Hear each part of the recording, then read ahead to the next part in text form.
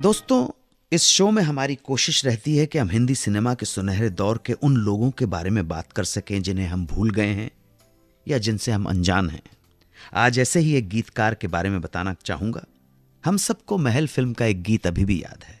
आएगा आएगा आएगा आने वाला, सबको याद।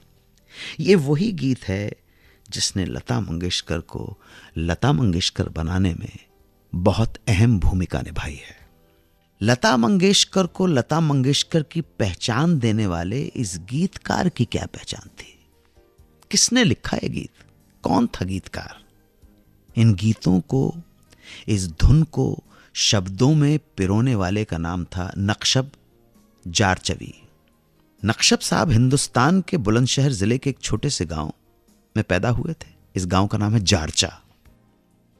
जारचा में इनके वालिद जनाब हैदर अब्बास मवाना तहसील में बतौर नक्शानवीस की हैसियत से अंग्रेजी हुकूमत के दौरान काम करते थे। 4 बेटे और 1 बेटी थी।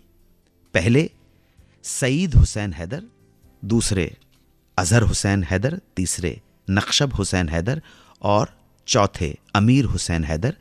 बेटी का नाम था सुगरा हैदर। ये तीसरे नंबर के जो बेटे थे, इन्हें ही हम गीतकार नक्शब जारचवी के नाम से जानते हैं। नक्शब जारची के नाम से जानते हैं। नक्शब जारची जारचा से बुलंदशहर होते हुए बंबई कब आए, कितना संघर्ष किया, गर्दिश के कितने कितने दौरों से गुजरे, इसकी कहीं कोई जानकारी नहीं मिलती। मगर यह जानकारी जरूर है कि उनकी पहली उल्लेखनीय फिल्म महल थी।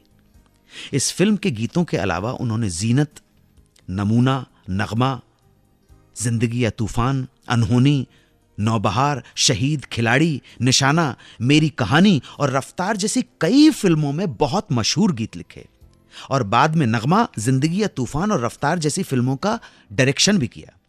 मगर 6वें दशक के शुरुआत में, अर्ली 60s में वो पाकिस्तान माइग्रेट कर गए।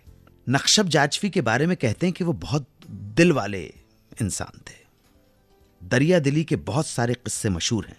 एक बार की बात है, उनके एक दोस्त रात में घर आए और बताया कि अगले दिन वो पढ़ाई के लिए फॉरेन जा रहे हैं, इसलिए मुलाकात करने चले आए।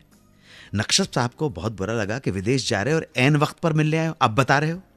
खैर, नक्शब साहब ने अपने दोस्त से कहा कि आप ऐसे नहीं जा सकते, मेरी तरफ से कोई ना कोई तोहफा निशानी के तौर पर तो लेके जाना ही होगा।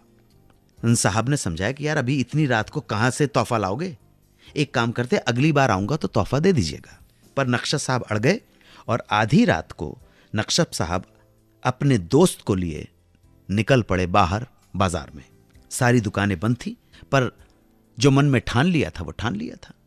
किसी तरह एक नामवर दर्जी को जानते थे, उसकी दुकान खुलवाई, अपने दोस्त का नाप दिलवाया और पूरी रात खुद वहीं बैठकर अपने दोस्त के लिए एक सूट सिलवाया और सुबह दोस्त के रुखसत होने से पहले ही तोहफा दे दिया, नया सूट। तो ऐसे थे नक्शब साहब। 92.7 बिग एफएम पर सुनते रहिए रेडियो का number 1 show Suhana suffer with Anu Kapoor.